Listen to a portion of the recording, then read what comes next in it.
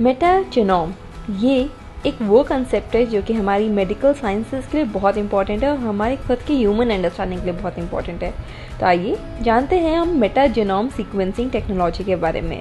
तो ये वो टेक्नोलॉजी है जो कि ट्रांसफॉर्म कर देगा हमारा पूरा जो आइडिया है अराउंड पैथोजन सर्वेलेंस के लिए।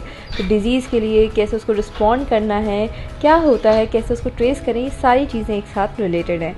तो जेनोम सर्वेलेंस जो होता है वो हमारे को एक अच्छे से इंसाइट देता है कि क्या तरह से नए इमर्जिंग स्ट्रेन्स हो रहे हैं या फिर क्या, कैसे हम मॉनिटर करें एनिमल स्पीसीज़ को, कैसे मतलब हम लोग समझ सकें कि क्या डिजीज़ का इमर्जिंग पैटर्न है। इन सब के लिए ये इफ़ेक्टिव टेक्निक होती है। तो जीनोम सीक्वेंसिंग होता क्या है? जीनोम सीक्वेंसिंग पहले हम समझना चाहिए कि वो एक प्रोसेस है जो कि डिटरमाइन करता है complete DNA sequence of N organisms genome. अब जीनोम क्या होता है? तो जीनोम वो होता है जो कि एंटायर सेट होता है, जैसे जेनेटिक मटेरियल का पूरा सेट, यानी जेनेटिक मटेरियल मतलब डीएनए, डीऑक्सीराइबोन्यूक्लिक एसिड। तो ये जो डीएनए होता है ये बहुत इंपॉर्टेंट होता है सारी इंस्ट्रक्शंस देने के लिए कि कैसे ग्रोथ होगा ऑर्गेनिज्म का, डेवलपमेंट कैसे होगा, फंक्शन कैसे करेगा, रिप्रोड्यूस कैसे करेगा, ये सारा इंफॉर्मेशन डीएनए में होता है। डीएनए ही जीनोम बनाता है और जीनोम को जब हम पढ़ते हैं, समझते हैं, तो वो जीनोम सीक्वेंसिंग हो जाती है, क्योंकि एक हम पूरा पैटर्न उसका डिटरमाइन करते हैं। तो इसीलिए ये बहुत इंपॉर्टेंट होता है। अब जीनोम सीक्वेंसिंग में होता है क्या कि it's a process of deciphering the order of nucleotide basis. अब न्यूक्लियोटाइड बेसिस में हमको पता है देयर आर 4 न्यूक्लियोटाइड बेसिस, जिसमें आ जाता है क्या, A, T, C, G। ये टर्म आपको याद रख लेनी है। तो A से मतलब है एडेनाइन, T से मतलब है थाइमाइन, C से मतलब है साइटोसाइन और G से मतलब है गुआनाइन। तो ये जो है ये बेसिस होते हैं, ठीक है। जैसे डीएनए स्ट्रैंड होता है, जैसे आप सीढ़ी समझते हैं ना, तो सीढ़ी जो होती है लैडर, तो उसमें ही एक जो पेयर्स होते हैं उसमें आप समझ लीजिए दो एक साथ जो बन रहा है, तो ATGC ये बनते हैं। तो ये जो डीएनए सीक्वेंसिंग होता है ये long string of these 4 bases ही होता है। डीएनए का स्ट्रक्चर हम डिस्कस कर रहे हैं यहाँ पे। And the order in which they appear encodes the genetic information. तो जिस ऑर्डर में वो बन रहा है वही जेनेटिक इंफॉर्मेशन बनता है आगे जाके, ठीक है। तो जीनोम सीक्वेंसिंग जो होता है वो हमारे को अगेन पूरा जेनेटिक मेकअप ही समझा देता है और ये बायोलॉजी में या बायोलॉजिकल एस्पेक्ट्स को समझने के लिए बहुत ज़्यादा इम्पॉर्टेंट है। अब हमारे को यहाँ पे 2 टर्म्स आती है, मेटाजेनोमिक्स वर्सेस माइक्रोबायोलॉजी, ठीक है। अब इसमें क्या डिफरेंस है?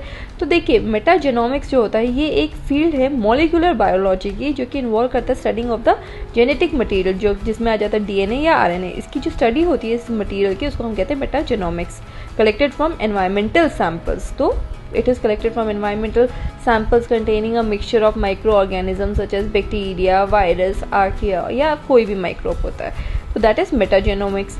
पर जो जैसे अनलाइक ट्रेडिशनल जेनोमिक्स जो कि डीएनए पे फोकस करते हैं ऑफ अ सिंगल ऑर्गेनिज्म, मेटाजेनोमिक्स जो होता है वो एम करता है कि हम पूरा का पूरा जेनेटिक डाइवर्सिटी को समझें, उनके फंक्शनल पोटेंशियल को समझें और एंटायर माइक्रोबियल कम्युनिटीज। तो it's on a larger scale, that is why it is called as metagenomics and that is what is very important to understand. वहीं पे on the other hand microbiology क्या होती है, तो it's a broader field that involves individual micro organism, जिसमें हम bacteria की बात करेंगे, वायरस की, तो it's a individual micro organism का study. It relies on techniques जिसमें हम आइसोलेट कर देते हैं और ग्रो करते हैं इन माइक्रो ऑर्गेनिजम्स को कंट्रोल कंडीशन में इन द लैबोरेटरी। तो इसको हो जाता है माइक्रोबायोलॉजी। तो माइक्रो मतलब जैसे हम मैक्रो इकोनॉमिक्स और माइक्रो इकोनॉमिक्स की बात करते हैं ना, तो माइक्रो क्या होता है, तो इंडिविजुअल की स्टडी हम देते हैं, एक कंज्यूमर का बिहेवियर कैसा है, वैसे ही माइक्रोबायोलॉजी का भी यही कंसेप्ट है कि इंडिविजुअल माइक्रो ऑर्गेनिजम्स को हम लोग स्टडी करते हैं लैबोरेटरी में। अब ये जो हम लोगों ने मेटाजेनोमिक्स समझा है, तो ये एक रिवोल्यूशनाइजिंग पैथोजन सर्वेलेंस, जैसे डिजीज को ट्रेस करना, इन सब के लिए एक मतलब बहुत रिवोल्यूशनरी एस्पेक्ट है, इसीलिए ये बहुत इंपॉर्टेंट टॉपिक बन जाता है। अब मेटाजेनोम सीक्वेंसिंग टेक्नोलॉजी जो है यानी मेटाजेनोमिक्स जो है, इसने पूरा का पूरा रिवोल्यूशनाइज कर दिया है, ये तो हम समझ ही रहे हैं। पर कैसे किया है? तो जैसे कोविड-19 पैंडेमिक की बात कर ले, तो ये जो मेथड था ये बहुत ज़्यादा रैपिडली हम लोगों ने यूज़ किया था for the identification of the virus, जिसमें हम डायरेक्टली एनालाइज करते थे genetic material from patient samples without the need of traditional microbiology techniques. तो यहाँ पे हम रैपिडली मतलब जल्दी जल्दी से हम पूरा डाइवर्सिटी कैसा चेंजेस हो रही है इस सबको कोविड-19 में यूज़ करते हुए हमने काफ़ी समझा था। तो ये जो अप्रोच है इसको हम लोग यूज़ कर सकते हैं, जिसमें again without the prior knowledge of the infectious agent led to the surge in the genome sequencing, making SARS-CoV-2 that is Covid one of the most sequenced organism in history. क्योंकि agent क्या है वो जानना इसमें ज़रूरी नहीं होता, इसमें हम डाइवर्सिटी आसानी से समझ सकते हैं कि किस तरह से चेंजेस हो रहे हैं। इसीलिए मेटाजेनोमिक्स बहुत इंपॉर्टेंट चैप्टर बन जाता है। मेटाजेनोमिक्स जो है वो पैथोजेंस को आइडेंटिफाई करता है, गिविंग राइज टू टेक्नोलॉजीज, जिसमें आ जाता है जैसे कोविड सेक एसे या फिर global genome surveillance efforts like GIS AID।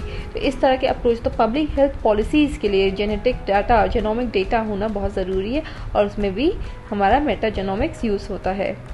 Countries जैसे कि इंडिया, इसमें भी हम लोगों ने यूज़ किया है, हम लोगों ने प्रोवाइड किया एक model for using advance genomic techniques in pathogen surveillance. So we have been a leader in this particular aspect.